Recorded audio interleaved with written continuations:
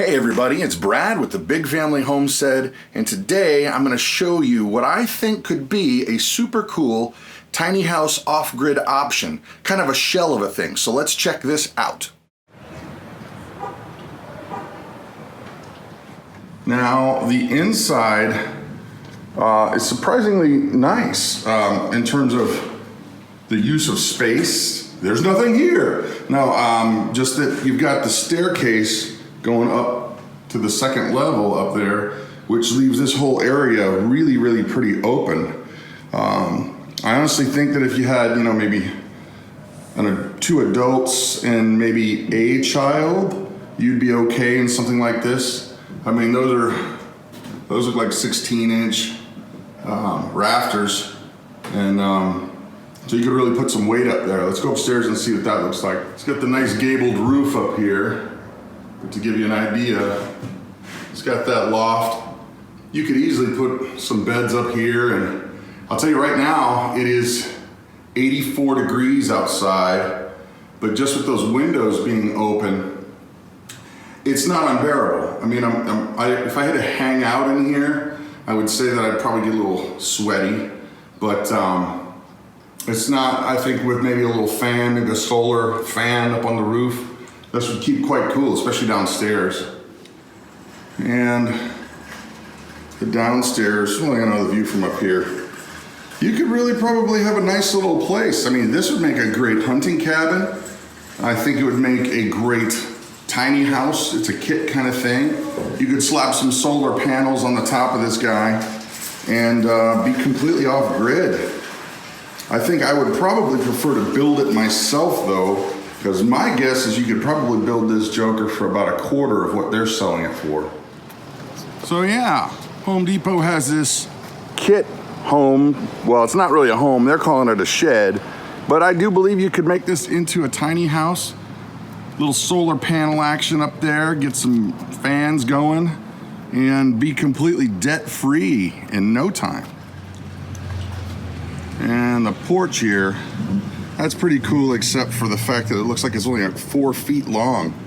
I mean, I guess it's enough to keep you out of the rain, but I'd prefer something at least 8 feet wide. And the siding on it looks pretty good. Once again, I am no contractor, but looks like it's pretty nice and weather tight kind of action. Woohoo!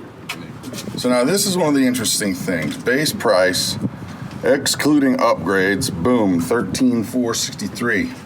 Model price is shown, 19 G's, baby. 19 G's. Oh, but we can get that to you for $297 a month. Now, 84 months. I think that could be a seriously cool option. Now, why am I bringing this up? Well, the thing is this, is my son is getting a little bit older. He's 18 and he's working a lot and he's doing a lot with the fire department, and he wants a little bit more independence, and I don't blame him. And frankly, he should be independent a lot more often somewhere else. And so we've been kind of looking at different possibilities. And when I saw that, it's not, I guess it's a shed. It's not really a shed. It's a glorified shed. I don't know. Whatever you want to call it. I thought, man, this would be the perfect house for, 1, 2, 3 people, where you could really insulate it up and make it into a very cool house. Where you could have water running to it and maybe a composting toilet. That way you don't have to deal with all the zoning laws and all that kind of nonsense. But the thing that really just kind of stuck at me is the cost of that thing. It's cool, and I think it could be built into something very neat and usable, but man, that price tag. And see, the thing is this, is that I am not the super handy guy in terms of woodworking and carpentry and that kind of thing. So if it's basic, I can deal with it. I could put drywall up. I could put in basic things like that. But I could not, I think, build that from scratch. And the reason why I'm saying, well, you know, what about the price versus what you get, and the thing is this: I think that if someone were very crafty, very handy, very carpentry-ish, they could probably build that for less than half the cost. And I get to thinking, all right, well, if you could do that, how would it be? You could really make it into a nice little home. I mean, I think that it would be cool. Now, the question I have for you guys is, would it be worth it to buy the shell and then do all the trimmings and be done for, say, you know, $15,000-$18,000? But then again, if you're talking that much money, you can almost buy a small mobile home at that point. Of course, then you're dealing with a whole nother set of issues, and it wouldn't be, you know, tiny, and it wouldn't be off-grid.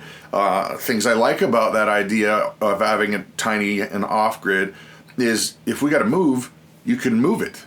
You know, not that we're planning on that, because we're not, but you could pick it up, put it on a trailer, and take it somewhere else. So that is a huge deal. And as he gets older, let's say that he can afford to buy a piece of property, and he could live in that. Let's say he's building his family. Let's say that, you know, he could live in that while he was building something else, because property around here is very affordable. So I don't know what you guys think. Thoughts on that? I think it's a cool device, shell, ditty, and has a lot of possibilities. It's just the sticker shock, man. I'm not vibing on the sticker shock. So anyway, if you like the video, please don't forget to like and subscribe. It truly does help our family out. I'm Brad with the Big Family Homestead, and you guys have an amazing day.